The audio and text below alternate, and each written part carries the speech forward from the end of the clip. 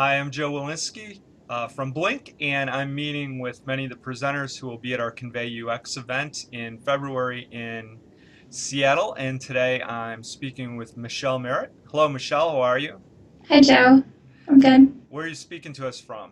I'm speaking to you from Intuit in Mountain View, California. All right. Well, if you're not familiar with Michelle already, she's a senior user researcher there at Intuit. She's worked in the user experience field for 14 years in both hardware and software in a variety of industries. And her topic at the conference is Beyond Personas, Creating an Immersive Customer Experience. So why don't you give us a little preview of what you're going to talk about? Okay, thanks, Joe. So I'm going to talk about a story where we took a team that thought that they were designing a demo that was supposed to include some working hardware, some tablets, some online features, and some different things, and that they would be doing a demo in 2 weeks. And instead of doing that, what we did was we created an immersive experience that lasted for 6 months and actually engaged the entire team and went way beyond a one-time demo.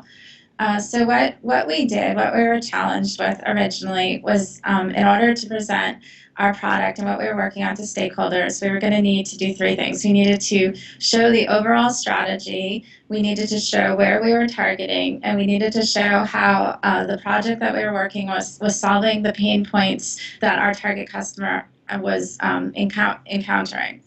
And so in this case, our target customer was a small retail store or small business that had a retail front to it where they would be ringing up customers, maybe like a salon that also sells shampoo or a small bookstore or something else like that. And you've probably seen many of these small businesses. A lot of them are using tablets and iPhones today in your local neighborhood. And so what we did is we set up an actual store here at Intuit to really get into the feeling of being in front of customers and taking payments. And so again, because we were charged with making something on a tablet, we had the tablet where we were going to be using our GoPayment product to take the payments. We hooked up a cash drawer. We hooked up a receipt printer. We hooked up many of the other paraphernalia that you might encounter in an actual store. And in this case, we started out just working in a regular office that was given to us as a war room. And we raised the counters. We started to bring in props. We started to bring in things to be our fake inventory. And we started to put things on the walls.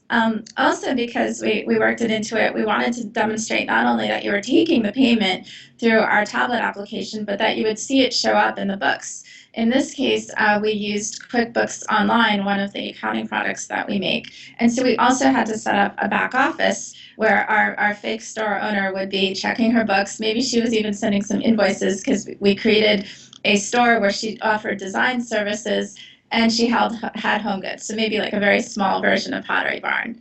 And so this was really exciting, but certainly challenging because again, many demos. The reason we went beyond the regular demo of PowerPoint is how do you show things that are live, maybe on tablets, and then showing things on the web.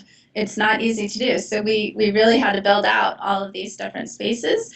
And not only did we build them out, but we actually got very much into targeting not just the store, but we branded our store Helen's Habitats. And by branding the store, it taught us lessons about being small business owners and what a business would go through. We had to make sure that the logo and the name printed on the receipt. Sometimes it didn't always print on the receipt, and so we got to experience that. We also got to experience running credit cards through. We experienced error messages and all the things that a real store owner would experience, as well as a customer who tried to do a return. And so we got into playing both the employee who was running the business or running the back of the store and playing the customer who was dealing on the other side of that. And so it was really exciting, and our whole team was delighted, and they actually got into it. They learned a lot because like I said, all these experiences that happened to us happened to them too. Everybody came in, they tried to be the employee, they tried to be the customer, they tried to hook things up to the back office, and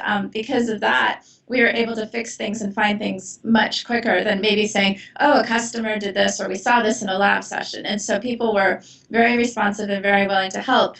We also brought in real customers, and we really made them feel at home, people who had stores and sold items. And in order to really help them feel at home, we had them bring their own inventory. So we had people that sold baseball memorabilia come through, people who sold handbags, who sold hats, who sold shoes, all different types of things, and we had them show up in our store and try to sell us their items and go through the experience. And we learned a lot by having them really walk through that too, and us getting to watch them and having them say, "This would not be here, or this would be like that." So it was really exciting. Well, it's an amazingly elaborate story. It's a very interesting one, so I'm sure it'll provoke a lot of discussion at the conference. So, Okay. yeah, thanks for taking the time to chat with us, and we'll see you here in Seattle in a short while. Yep. Great. Thanks, Joe. Thank you. Okay.